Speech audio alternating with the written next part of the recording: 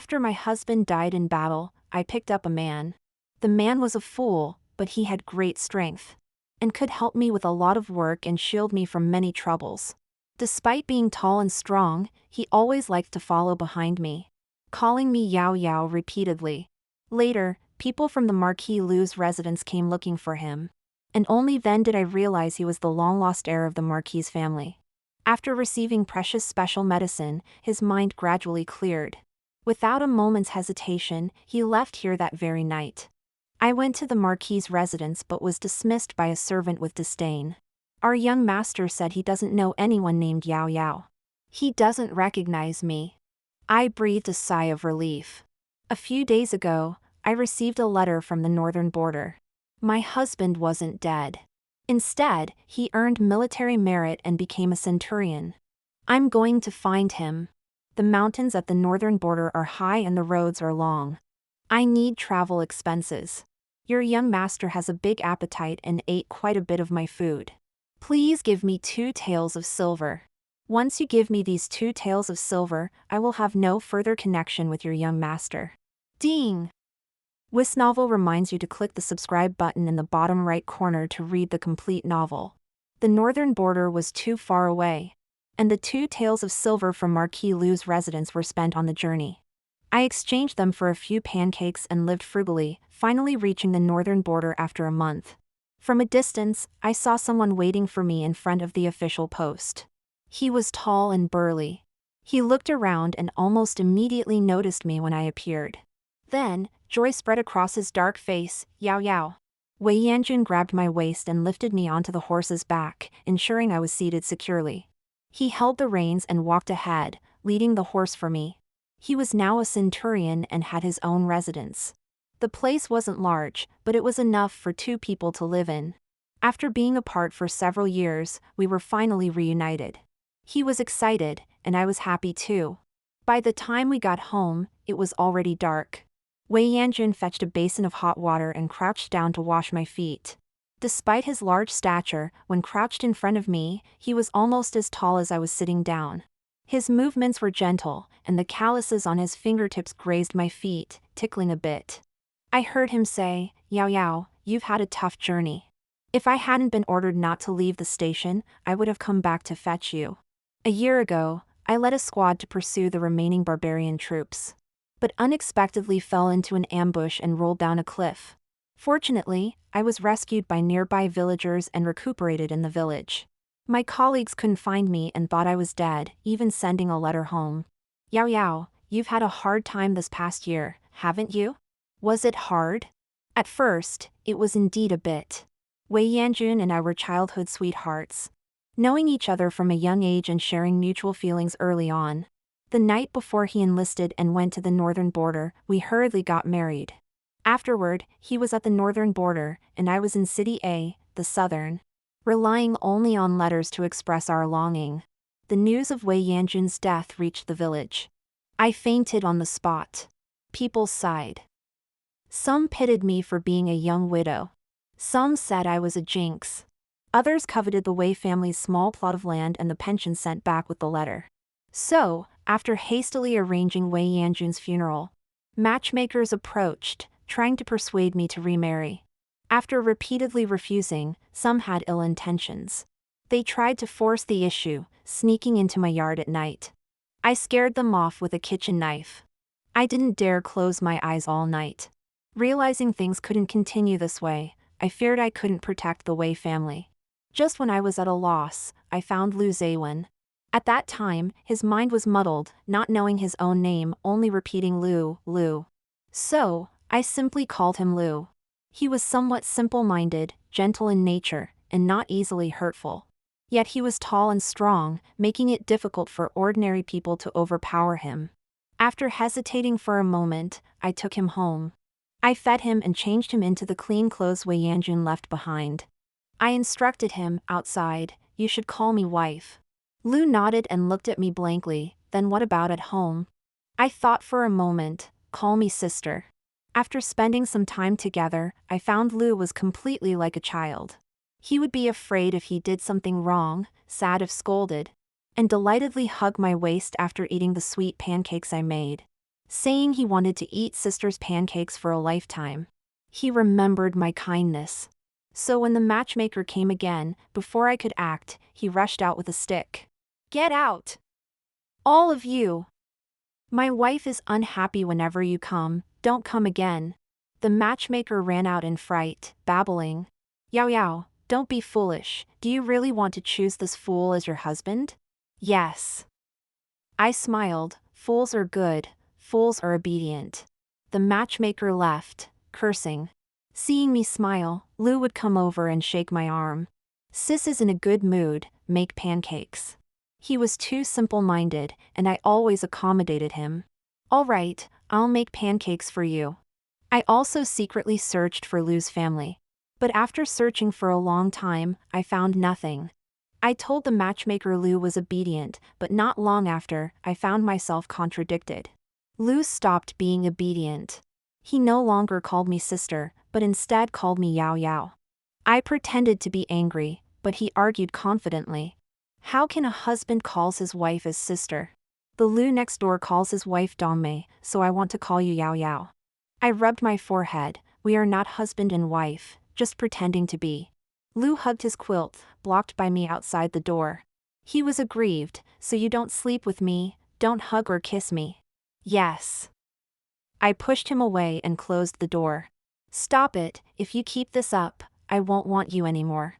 Lu stopped talking. Maybe he didn't dare to speak anymore. Previously, when I took him to the mountain to collect firewood, he ran off after a rabbit and went far away. By the time I realized and went to find him, he was already gone. I searched from dawn till dusk. Finally, I found him under an old tree root. He was clutching the cloth tiger I embroidered for him. And when he looked up and saw me, his eyes lit up. He rushed up and hugged my neck tightly, and I felt warmth flowing into my neck. "Don't abandon me, I'll be obedient, work hard, and protect you. Lu is very useful, don't abandon me." He thought I had left him. I patted him, my heart softening completely. "I didn't abandon you, see, I went to make lanterns for you." "Lanterns?" "Yes, I put lanterns inside the little flying bugs' bellies, I'll take you to see." I held his hand and took him to the reeds to watch fireflies for half the night. Lu looked at me, his expression lonely. But he still obediently hugged his quilt and returned to his room. Since then, he never mentioned these things again. Only occasionally when he was happy, he would still call me Yaoyao, Yaoyao. Inside the room, the candlelight flickered as Wei Yanjun quietly listened to me speak. I observed his expression and asked him, "Yanjun, do you blame me?" Wei Yanjun shook his head. "It was difficult for you at that time, finding someone to protect and take care of you." I actually feel relieved. He smiled, and what happened afterward? I was stunned for a moment, then pulled at the corners of my mouth. Afterward, he was found by his family. I was also found by my family. I leaned forward, reached out, and hugged Wei Yanjun's neck, holding him tightly. "It's great, we're reunited again." That night, I inexplicably dreamed of Lu. Dreamed of the day he left. Suddenly, imposing mansion guards came to the house, along with a man who looked like a butler. As soon as he saw Lu, he burst into tears, rushed over, knelt on the ground, and hugged Lu's leg, crying out, "Young master! This old servant has finally found you." They wanted to take him away. But Lu thought they were with the matchmaker, coming to bully me again. So he desperately protected me. The crowd dared not harm him, so they relied on their numbers to grab me. "Young master, take this, once you do, you'll be fine." The butler handed him a bottle of medicine. Lu was afraid they would hurt me, so without hesitation, he took the medicine. Then, there was no more Lu in the world. Only Lu Zawin, the heir of Marquis Lu's mansion. The butler said the young master was born with an illness, his mind often unclear. Fortunately, an old miracle doctor prescribed a formula for him. This formula was precious, the herbs hard to find. But it had a miraculous effect on him, and the medicine couldn't be stopped. But a year ago, while returning home to pay respects to his ancestors, the young master was suddenly attacked by mountain bandits. During the escape, he got separated from the mansion guards. That's why I found him. After taking the medicine, Lu's eyes were clear. His expression was indifferent when he looked at me, slightly frowning. He glanced at me, then looked away. Butler Chen, leave some silver for this woman, we're returning to the capital. His address for me changed from sister to Yaoyao, and now to this woman. I could hear his detachment. I suppose. For a dignified heir of a marquis mansion to fall to living and eating with a rural village woman like me. It was indeed hard for him to accept. I politely refused the silver, thought for a long time, and only said, safe travels. I don't know if he heard it. He got into the luxurious and exquisite carriage. Never looked out again. Actually, I didn't want to find him. But when news came that Wei Yanjun was still alive, I was overjoyed. Hearing that he had been allocated a house at the northern border. I quickly packed my bags and arranged things at home. Calculating over and over, the travel expenses were still not enough. I had no choice but to think of borrowing some silver from the Marquis mansion. I thought, with my relationship with Lu Zewin, surely I could borrow some. After all, if I hadn't found him back then, he might have frozen to death in the mountains. But ultimately, I was thinking too simply. Someone of such noble status wouldn't want to be associated with people like us. The scene of being driven out of the Marquis mansion was vivid in my memory. The servant's gaze at me was like looking at a beggar, he said. The young master said he doesn't know any Yaoyao. The northern border is known for its simple folk customs. Our neighbors living nearby are all family members of Wei Yanjun's colleagues and friends. They are extremely warm-hearted, helping me furnish our home and taking me to see the sights of the northern border. Life here is simple. Wei Yanjun goes to the military camp to train soldiers every day and returns at sunset. I prepare meals and wait for him, and during the day, I can chat with the neighbor or arrange to go shopping and pick out storybooks. The barbarians have been much weaker in recent years, so they rarely start wars, making life at the northern border relatively peaceful. After staying here for a year, I've gained quite a few pounds. The clothes I brought initially no longer fit, and I've been worried for a long time. Maybe I should eat less, so I can slim down and wear them again. Wei Yanjun looked at me and smiled. Why slim down? You look great now. He came over and hugged my waist. Every time I hold you, it feels like there's hope in life. I gave him a light slap. Smooth talker. Then I looked at the clothes again. It's a pity that most clothes here at the northern border are made of coarse linen. Not as comfortable as those from the south. Wei Yanjun rested his chin on my shoulder. Then let's go back south and make some new ones. I sighed. I don't know when we'll be able to go back. In 3 months. Meeting my surprised gaze, Wei Yanjun said. Recently, the barbarians submitted a letter of surrender to our southern guard. And the court sent an order that the northern border's garrison won't need so many soldiers anymore. Half will be withdrawn. My name is on the list. Wei Yanjun embraced me with relief. Yaoyao, we're going home. Wow, this looks nice. I'll buy some to take back. This is a northern border specialty, you must buy it. Yaoyao, come look at this, you definitely don't have it in the south. We were shopping on the street, buying things to use on the road and take home. Lately, the streets have been particularly crowded. The crowd surged. I heard voices from the neighboring stall. Is Mrs. Lin from the capital? The capital is so prosperous. Yes, there are many nobles in the capital, and it's very lively. What kind of lively? Recently, the heir of Marquis Lu's estate ran away from his marriage, causing quite a stir in the city. The other party was the Prime Minister's daughter. Why? Who knows? I just heard he's been looking for someone, seems like a woman named Yao, something. While I was lost in thought, my companion nudged me. Yaoyao, have you picked out everything? It's time to go home. I quickly nodded, handed the money to the vendor, settled the bill, and walked back with them. After a few steps, I couldn't help but look back. Thinking about what they said earlier, I felt astonished. Could Lu Zewin be looking for me? This thought lingered in my mind for a short while before I dismissed it. They must have made a mistake. He said he didn't know me back then. Even if he wanted to completely bury that unbearable past, he would rather never see me again, so how could he be looking for me? Turning around, I quickly caught up with my companions. Wei Yanjun was reassigned to the capital to serve as the city gate officer under the Sun Battalion. So we are not returning to City A, but heading directly to the capital. A month ago, he had someone purchase a small courtyard in the capital for us. The courtyard is not large, but it cost us all our savings. Moreover, it is quite old and in disrepair. We will have to renovate it properly once we return. On the way to the capital, I kept discussing things with Wei Yanjun. I said I wanted to raise chickens, and he agreed. I said I wanted to plant flowers, and he agreed. I said I wanted to build a swing in the courtyard, and he agreed too. Eventually, I stopped asking because he would agree to whatever I said. The journey to the capital was faster than I expected. 20 days after departure, we were only 50 miles away from the capital. With a large number of people in our group. Settling in the city would take time, so someone rode ahead to report. It was still early, and we had traveled quite a distance, so we stopped to rest in the suburbs of the capital. When Wei Yanjun and I went to the nearby river to fetch water, we suddenly heard a woman calling for help. Looking up, we saw a woman holding onto a piece of floating wood. Drifting downstream, her face pale and nearly exhausted. Without thinking, I quickly called to Wei Yanjun, "Yanjun, hurry and save her." Wei Yanjun, being a good swimmer, took off his outer clothes and jumped in.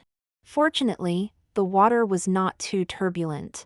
And Wei Yanjun swam to the woman, grabbed the floating wood she was holding, and brought her back to the shore.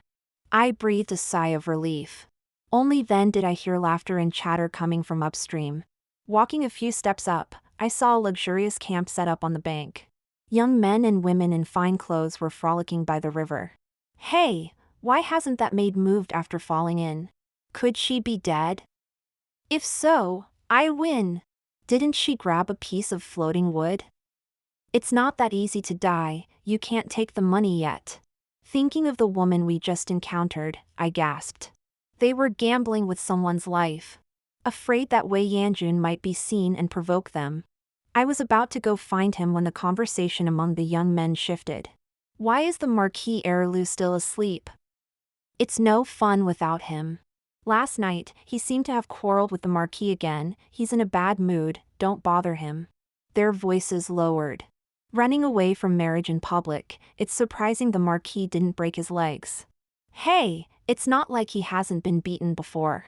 A year ago, he either forgot or something happened, didn't take his medicine, Had an episode, and slept alone in the reeds all night, seen by the townsfolk, disgracing the Marquis's household.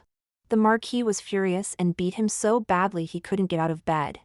I heard when he disappeared years ago, he married a village woman? Shut up.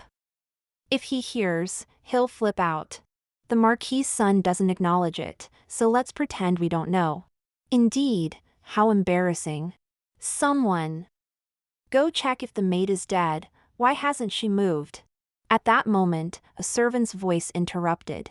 Young masters, the maid was saved by someone. The person acted suspiciously, and the guards have captured him. Upon hearing this, I looked up in shock to see Wei Yanjun being escorted over by 2 guards. Realizing their bet had been disrupted, the 2 young masters were immediately enraged. Where did this scum come from? One of them rushed forward and kicked Wei Yanjun in the leg, forcing him to kneel. Wei Yanjun is straightforward by nature, and I feared he wouldn't hold back. So I quickly went out and knelt beside him. From their demeanor, it was clear they were not people we could afford to provoke. We could only endure it now. I signaled Wei Yanjun not to speak and turned to plead with them. Forgive us, noble sirs. My husband is the newly appointed city gate officer in the capital. Unfamiliar with the rules here, and has offended you. City gate officer? The man in the dark purple brocade robe scrutinized us and asked. Are you returning from the northern border? Yes. I replied with my head bowed. There are 800 of us in this group, and our companions are waiting nearby. They exchanged glances but said nothing. After a while, someone lazily said, Since you're returning from the northern border, you're people who have served the country. This young master won't hold it against you today, now leave. I breathed a sigh of relief and quickly pulled Wei Yanjun to thank them. The stones on the ground were hard and sharp, and as I stood up, a sharp pain shot through my leg, but Wei Yanjun reached out and supported me. He asked softly, Yaoyao, are you okay? I shook my head, recovered. and was about to leave when suddenly footsteps approached from behind, drawing closer. What did you just call her? I knew Lu Zaywin was here, and I thought if we left quickly, we wouldn't run into him. I was too optimistic. We were stopped by the guards, and Lu Zaywin's voice was deep. Turn around. Lu Zaywin was dressed in a dark robe, his hair partly loose, clothes untidy, with a heavy fatigue on his face. The moment he saw me, a complex emotion clouded his eyes. Yaoyao, you've been gone for over a year. I thought you were dead. The malice in his tone was unmistakable. Wei Yanjun immediately stood in front of me. The noble young men watching the scene asked, Yaoyao? Could she be the peasant woman you encountered when you went missing? Lu Zaywin said nothing, his gaze heavy on me. I was somewhat confused. He looked as if he bore some deep-seated hatred toward me. But after thinking for a long time, I couldn't figure out why. Back then, I took him home and never mistreated or beat him. To buy meat for him, our household expenses increased significantly. Wei Yanjun finally understood the reason. He cupped his hands in salute, so it's the heir of Marquis Lu. Back then, my wife guarded the house alone with difficulty, thanks to your grace's help. Before he could finish, Lu Zaywin drew a whip from the waist of a nearby guard with one hand and lashed it fiercely at Wei Yanjun. Crack! A crisp sound echoed. Wei Yanjun grunted, and blood immediately appeared on his arm. Yanjun! I was startled and quickly went to check his wound. Did I speak to you? Lu Zaywin glanced at him, eyes full of arrogance. It was only then that I fully realized the man before me was not the honest Lu, but the powerful Lu Zaywin. Lu Zaywin turned his gaze back to me. Back then, you took 2 taels of silver and said you wanted to sever ties with me. Yaoyao, do you know how long people laughed at me because of those 2 taels of silver? The heir of the Marquis family, worth only 2 taels? He held resentment toward me because of this. I was a bit at a loss. If you're angry about that, then I apologize. I didn't mean to insult you. Apologize? Lu Zaywin sneered. Who do you think you are? What does your apology mean? Seeing him raise the whip again, the young men stopped watching the show. Your Grace, this person is the newly appointed city gate officer. Though just a minor official, he's still an official. There are quite a few soldiers returning from the northern border nearby. If things get out of hand, it won't be easy to manage. Lu Zaywin said nothing, but the whip still came down. And it was aimed at me. Wei Yanjun wanted to shield me, but I turned and held him. He was already injured, and if he took another hit, it might delay his duties tomorrow. His future was at stake, and I couldn't gamble on it. The whip landed lightly and slowly, but when it hit me, I couldn't help but cry out in pain. Can't even dodge such a slow whip, useless. Lu Zaywin looked at us coldly. He casually tossed the whip aside, took the handkerchief handed by a servant, and leisurely wiped his hands. What? Haven't had enough of the whip? Get lost. Wei Yanjun clenched his fists, glaring at him. I endured the pain, grabbed his wrist. Yanjun, let's go. We walked slowly, and they didn't bother to lower their voices. Previously, someone said Lu Zaywin escaped the marriage with the Prime Minister's daughter for this rural woman. Now it seems completely unfounded. Exactly, this woman may be pretty, but she's far less beautiful than Miss Song. Now the Marquis can be at ease. Wei Yanjun's injuries were more severe than mine. It took 3 days for him to recover completely. He inquired about Lu Zaywin and shared the information with me. Marquis Lu holds a high position and has significant power. Lu Zaywin is his only son, and he had high hopes for him since childhood. However, Lu Zaywin is unruly and eccentric, and he was born with a sickness. Over time, Marquis Lu stopped caring about him. Yaoyao, although the young lord has some connection with us, he is unpredictable. We should avoid getting involved with him in the future.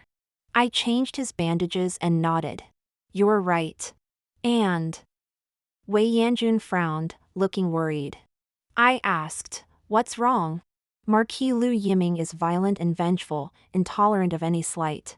If he believes the rumors that the young lord's escape from marriage is because of you, it might be harmful to you. But given the young lord's attitude that day, it should dispel his doubts.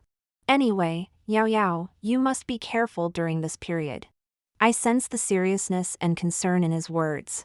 I understand, don't worry. Wei Yanjun said we should avoid getting entangled with Lu Zaiwen, but plans can't keep up with changes. 2 months later, on a rainy night, Wei Yanjun was late returning from duty. I went to the camp to inquire and learned that a noble had been kidnapped by bandits. And Wei Yanjun was sent to rescue him. I felt uneasy. So I asked, which noble is it? The person sighed, it's the young lord of Marquis Lu. Marquis Lu has made many enemies due to his heavy-handed actions. The young lord has faced many threats since childhood, but he's always managed to survive. The rain intensified, its pattering sound adding to my unease. I looked back at the empty streets, my heart racing. Wei Yanjun himself didn't expect to actually find Lu Zaiwen. Although the bandits were numerous, they were clearly amateurs, lacking real skill and courage. A few threats caused them to turn on each other. And they seized the opportunity to attack, causing the bandits to flee in all directions. It was a desolate mountain, making it difficult to find someone. He searched for half the night before finding Lu Zaiwen abandoned in a small cave. The cave was below a slope, now filled with water. And the slippery walls made it impossible for someone below to climb up. Lu Zaiwen's clothes were covered in mud, indicating he had tried to climb out but failed. He looked up and saw Wei Yanjun. Despite his disheveled state, he maintained his noble demeanor. What a narrow path for enemies to meet. He raised his chin, you could throw stones down now and easily kill me. Want to try? Don't you want revenge? Wei Yanjun frowned at him, then crouched down and extended his hand. I'll pull you up. Lu Zaiwen was momentarily stunned, squinting to assess him. Then he smiled ambiguously and grasped Wei Yanjun's hand. The path down the mountain was difficult. Lu Zaiwen's leg was injured, so Wei Yanjun supported his arm, helping him move slowly downward. The surroundings were noisy with the sound of rain. Yet it was also quiet, with only the sound of rain and their footsteps squelching in the mud. Weren't you dead?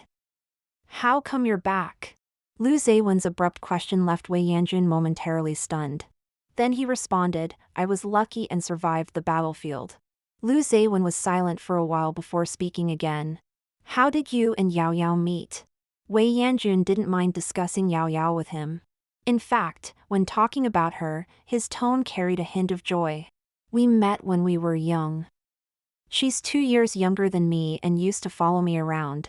She's kind, genuine, and very beautiful. Wei Yanjun smiled sheepishly, I really like her, and she wants to be my wife. Our families naturally arranged our engagement. Lu Zaiwen sneered disdainfully. What a boring story. The rain lessened, and they could faintly hear the voices of the soldiers sent by the Marquis to find Lu Zaiwen. Wei Yanjun's eyes brightened. Young lord, the Marquis's men are here to find you. Let's go quickly. But Lu Zaiwen stopped and didn't move. Wei Yanjun looked back. Lu Zaiwen's expression was not good. I just had a big argument with my father yesterday. I don't want to go back now. Then where will you go? Lu Zaiwen looked up at him, grinning mischievously. I want to visit your residence as a guest. I waited in the courtyard until almost midnight before I heard a creak as the courtyard door was pushed open. I quickly got up to greet them. Yanjun. But when I saw the person next to him, I stopped in my tracks. Lu Zaiwen was soaked, with small wounds on his face and hands, looking extremely disheveled. He leaned against the door, unabashedly surveying my home with curiosity in his eyes. This place is so small, is it really fit for living? Wei Yanjun seemed a bit embarrassed and quickly explained to me. The young lord will stay at our house for 1 night and leave tomorrow. I didn't say anything and let them into the house quickly. Lu Zaiwen and Wei Yanjun changed into dry clothes. And I lit a fire and cooked 2 bowls of noodles for them. I thought Lu Zaiwen would complain endlessly. But he didn't utter a word and even drank the noodle soup clean. After eating and drinking, he seemed to be in a much better mood. He yawned several times, I'm so tired. Where's my room? He didn't seem as difficult to please as we had imagined. He didn't even mind the straw bed and fell asleep quickly after lying down. Wei Yanjun blew out the lamp and gently closed the door as he walked out. Yaoyao, go to sleep. What about you? Wei Yanjun smiled, I'll keep watch outside. With Lu Zaiwen staying at our house, he was still uneasy. But he had been out in the rain for half the night. If he didn't rest, his body might not hold up. I reassured him, "You should rest. It's fine. I'll stay in the same room with you and won't come out." He hesitated for a moment but then nodded in agreement. But as dawn approached, I noticed Wei Yanjun, who was sleeping beside me, was feverish. He must have caught a cold from the rain. Without thinking, I quickly went to the kitchen to make him a bowl of ginger soup. I woke him up from his daze and made him drink the ginger soup, finally feeling a bit relieved. Returning from the kitchen, I passed through the courtyard and caught a glimpse of a figure standing there. I was so startled I nearly screamed. The sky was turning light, and I could see his face clearly. It was Lu Zaywen. He was sitting on the swing in the courtyard and laughed when he saw me come out. "Sister!"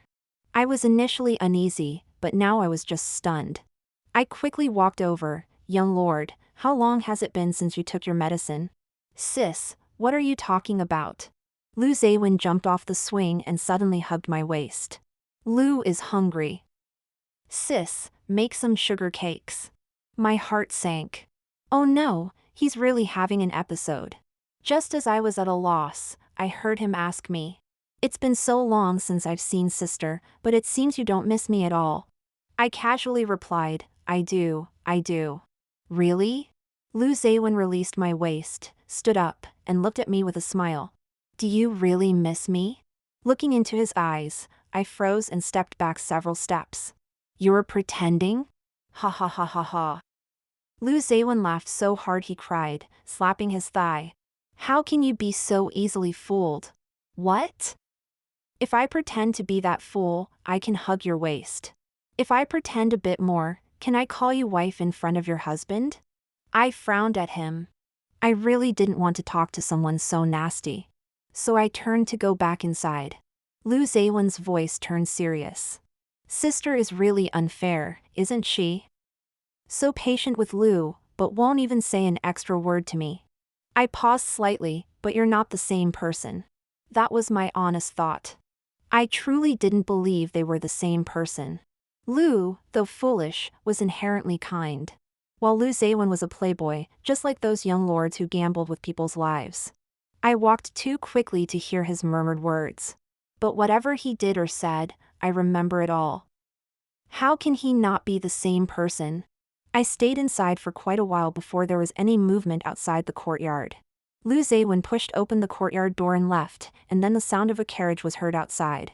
He was picked up by people from the Marquis' residence. I slowly let out a breath and turned to feel Wei Yanjun's forehead. The fever had already subsided. Since that day, I haven't seen Lu Zaywen again. But I often hear news about him. The young Lord Lu won again at the gambling house and booked the entire brothel. The young Lord Lu wanted to redeem the courtesan, but was locked up in the ancestral hall by the Marquis for 3 days without leaving. The young Lord Lu was thrown into the military camp by the Marquis for training, but was kicked out in less than 3 days. Even if I don't want to hear it, I always hear his name in various places. Wei Yanjun has also been very busy during this time. He leaves early and returns late, always looking tired.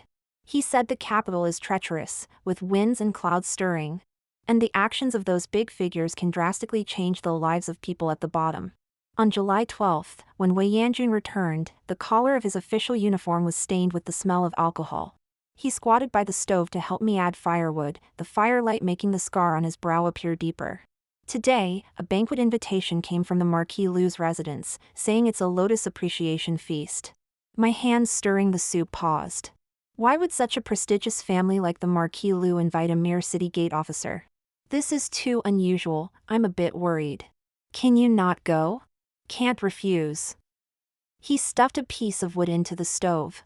The one who delivered the invitation was the chief officer of the Marquis' residence, accompanied by 8 sword-wielding guards. As the aroma of lotus leaf chicken wafted out, Wei Yanjun suddenly hugged me from behind. His chin rested on my shoulder, his voice muffled like clouds before a storm. "Yaoyao, for some reason, I feel uneasy in my heart." The copper spoon clinked against the edge of the pot. I turned to look into his reddened eyes, where the confusion that hadn't appeared even during the food shortage at the northern border was now swirling in his pupils. The next evening, the Marquis' carriage rolled through the sunset and stopped at the door. I sent Wei Yanjun onto the carriage. Then I leaned against the courtyard gate waiting for him. Until the third quarter of the hour of the pig, the sound of the watchman startled the sparrows under the eaves. I finally heard staggering footsteps. Looking up, I saw Wei Yanjun stumbling back, and I quickly went forward to meet him. Only when I got closer did I notice his official uniform's front was torn 3 inches long. And there were dark red finger marks on his neck. Wei Yanjun took me into the courtyard and then shut the gate tightly. His voice was extremely low. They want me to open the West City Gate at the hour of the monkey tomorrow. They promised me the position of Deputy Minister of the Ministry of War if successful, otherwise. My heart trembled. Even though I'm a country girl who hasn't read much, I can see what tonight's banquet was really about. Marquis Lu is ambitious and plans to rebel. The damp cloth wiped over Wei Yanjun's bruised neck. And only then did I notice his inner garment was soaked with cold sweat. The moonlight outside the window suddenly dimmed, and Wei Yanjun pushed me away abruptly. Retching towards the corner chamber pot, but only spitting out a few mouthfuls of sour water. Yaoyao, to survive, I agreed. He curled up on the bed like a dehydrated fish. But there are 12 new iron gates inside the West City Gate. The key is with the guard eunuch. Cough cough, with the guard eunuch. Just by myself, I can't open the city gate. Even if I could open it, I wouldn't. Wei Yanjun's eyes lost some of their panic, gaining a bit of determination. Marquis Lu is ruthless. If his soldiers enter the city, the capital will be a bloodbath. My hand patting his back paused in midair. Wei Yanjun grasped my wrist. Yaoyao, the capital is going to be chaotic. Tomorrow. I will protect myself. I threw myself onto him, hugging him. Tomorrow, I want you to come back alive. The next morning. The rooster's crowing was relentless. I saw him tuck a curved knife from the northern border into his official boots. The sound of the watchman's clapper from Yongding Gate echoed from afar. Wei Yanjun stepped into the morning mist, heading towards the city gate. The capital was in chaos. Marquis Lu led his troops to surround the imperial palace. His soldiers were confronting the imperial guards, with tensions running high. The city gates were tightly shut, and the troops summoned by Marquis Lu and several other factions rushing to rescue the emperor were all on the way. It was a matter of who could enter the city faster. By evening, a great commotion was heard on the streets. There were the cries of the common people and the wails of children, and the shouts of soldiers clashing weapons. The sound grew closer to me, and I hurriedly hid in the cellar, only to see the courtyard gate, which Wei Yanjun had reinforced not long ago, being violently hacked open. Fierce soldiers stormed into the courtyard. They quickly found me. Madam Wei, come with us. Your husband is being uncooperative, and the gates can't be opened. The Marquis has ordered us to bring you over. The man grabbed my hair and dragged me out of the cellar. Seeing my face, the rough soldier suddenly smiled ambiguously. Didn't expect Madam Wei to be quite good-looking. He reached out to grab me, but an arrow flew in from outside the courtyard, viciously pinning the man's hand. The man fell to the ground, howling, and everyone turned to look, then knelt down in unison. Young master. Lu Zewin rode over on a red-maned horse, looking at me expressionlessly. With a longbow in hand, he pointed at me. Madam Wei, I will personally escort you. I was bound hand and foot and thrown onto the horse's back. Glaring at Lu Zewin, I said in a low voice, "This is treason." Are you mad? Didn't you know? I've always been not quite sane. He wasn't angry or upset, and even smiled. He seemed more peaceful than before. My father wants to use your life to force Wei Yanjun to open the city gates. Time is tight. If his troops can't enter the city now, they will soon clash with the Tiger Might army coming to rescue the emperor. Their forces and equipment are inferior, and it will be troublesome. He's rushing over here now. If you want to live, you'd better. Before he finished speaking, an arrow brushed past my ear and embedded in the ground ahead. Lu Zewin urgently pulled the reins, and the startled horse reared and neighed. I fell off, and Lu Zewin jumped down, cutting the ropes binding my hands and feet, and shielded me in front. Marquis Lu stood not far away, bathed in blood and clad in silver armor. His strong bow still trembling in his hand. Traitor! Marquis Lu's arrowhead turned towards Lu Zewin. The Tiger Might army was supposed to arrive in 3 days. Did you send the message early? Lu Zewin's dark robe fluttered in the night wind. Father, you taught me history back then. Saying the worst rebellion is one where the common people are stained with blood at the city gates. Shut up. Marquis Lu drew an arrow and nocked it. Ever since you met this village woman, you've become less like a son of the Lu family. In the next instant, 3 arrows shot straight towards my face. Lu Zewin spun and knocked me down, and I heard the sound of flesh tearing. An arrow struck his back, yet he still smiled at me. Don't worry, I won't die. He stood up and looked at Marquis Lu. Son of the Lu family? Father, perhaps you never considered me a son of the Lu family. When my madness first manifested, to preserve the dignity of the Marquis' residence, you wanted to drown me in the pond. It was Mother who threatened to die to save me. Father, you're disappointed in me, but how could I not be disappointed in you? He swayed, and I reached out to steady his arm. Stop, Father, this battle, you've already lost. The deafening shouts came from the city gate, and the iron city gates thundered open. Wei Yanjun stood bloodied at the winch of the portcullis, with the Tiger Might Army cavalry surging in like a tide behind him. Marquis! The Tiger Might Army has entered the city. The bloodied scout rolled off his horse. Marquis Lu's grip loosened, and he looked up at us in astonishment. His quiver was empty, and he suddenly spurred his horse towards me. Lu Zewin's blood-stained hand abruptly grabbed the horse's hoof, flipping the startled horse to the ground. Marquis Lu rolled in the dust, still wanting to fight. But Lu Zewin stepped forward and knocked him unconscious with a hand strike. In the distance, the Tiger Might Army's troops drew nearer, and I saw Wei Yanjun at the forefront, rushing towards me. Lu Zewin placed Marquis Lu on the horse's back, then mounted the horse himself. He looked down at me, his expression complex. Go find your husband. At this moment, he can protect you. I looked up at him. Where are you going? No matter what, he's my father. I'm going to fight for a way out for him. With that, Lu Zewin snapped the whip. Go! The sound of hooves echoed, and he led the remaining troops of Marquis Lu galloping towards the west of the city. After the battle at the city gate, the capital was filled with the stench of blood for 3 days and nights. On the 7th day, as the sun rose, the emperor issued an edict. The Marquis Lu was found guilty of treason, and his 40,000 private soldiers were all incorporated into the imperial army. The women of the Marquis' household were exiled to south border, and the men were to be executed after the autumn. As for the Marquis Lu and Lu Zewin, who are still on the run, the court has issued a bounty for their capture. Wei Yanjun was promoted to the commander for his meritorious defense of the city, and his salary was finally increased. Life seemed to return to peace. I don't know how much time passed, but it was long enough for Wei Yanjun and I to have our first child. And we held a lively first birthday banquet. Wei Yanjun took us back to City A to pay respects to our ancestors. On the day we left the capital, there were 2 yellowed wanted posters pasted at the city gate. The artist's depiction of Lu Zewin was sharp and striking, very much like him. I looked at them for a while, and Wei Yanjun held my hand. Why are you suddenly feeling down? In the past, the Marquis' heir seemed noble and grand. But now looking at him, Lu Zewin as the Marquis' heir is truly pitiful. I wonder how he is doing now. Wandering outside, he has lost access to that precious special medicine. Can he live well? 3 days later, we arrived in City A. Passing by a field, we suddenly saw several children picking flowers on the ridge. The children's laughter startled the sparrows on the ridge. The road here was difficult for the carriage. Wei Yanjun helped me down from the carriage. The children looked at us curiously, then focused back on their own tasks. After picking some fresh flowers and grass, they stood up and shouted towards the reeds nearby. Lu!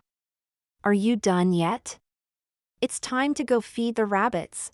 My steps suddenly halted. Holding Wei Yanjun's hand, I quickly walked over. By the riverbank reeds, a tall figure was clumsily weaving a grass cage. His coarse clothes covered in mud spots, and there was a fierce old scar on the back of his neck. Be careful. Wei Yanjun supported my staggering self. The man turned his head at the sound, a silly smile on his face covered in grass bits. With fireflies flickering in the grass cage in his hand, exactly the weaving method I taught Lu years ago. The man bounced up, looked at me curiously, then handed me the grass cage. For you. I held the grass cage, my thoughts in turmoil. Do you recognize me? He shook his head. But you look nice, like my sister. Lu! Come over quickly. Don't talk to strangers. The group of children shouted at him from the ridge. He didn't say another word to us and quickly ran towards them. The accompanying village head saw this and came over to explain.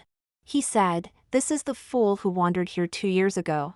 And when he first arrived, he was accompanied by a crippled father. His father had a bad temper, either hitting or scolding him. We couldn't stand it and tried to stop him, but he threatened to behead us all. His father might have had hysteria, thinking he was a nobleman or general. Not long after, the crippled father cried and laughed one night. And hanged himself, leaving behind this foolish son. He helps the villagers chop wood and herd cattle, and the villagers collectively take care of him. Living on food from 100 families, and he's been living well for these 2 years. I turned back to exchange a glance with Wei Yanjun. We both saw the melancholy in each other's eyes. As dusk fell, I invited Lu and the group of children to my house for dinner. Lu squatted by the stove watching me bake sugar pancakes. His expression was focused, his eyes not blinking. Try it, is it sweet? I handed over the first sugar pancake. He bit into it, his mouth full of sugar crumbs. And suddenly reached out to offer the remaining pancake to my mouth. Sister, you eat too. His eyes were as clear as the spring water on the day we first met. Wei Yanjun gently held my trembling hand. I left some silver with the village head. After we leave, they will take good care of him. After dinner, Wei Yanjun and I took them to see the fireflies. In the reed marshes, thousands of fireflies danced under the moonlight, like a galaxy falling to earth. Lu watched in fascination, suddenly clapping his hands and laughing. Lanterns. The other children were puzzled. What lanterns? Like lanterns stuffed into the bellies of little flying bugs.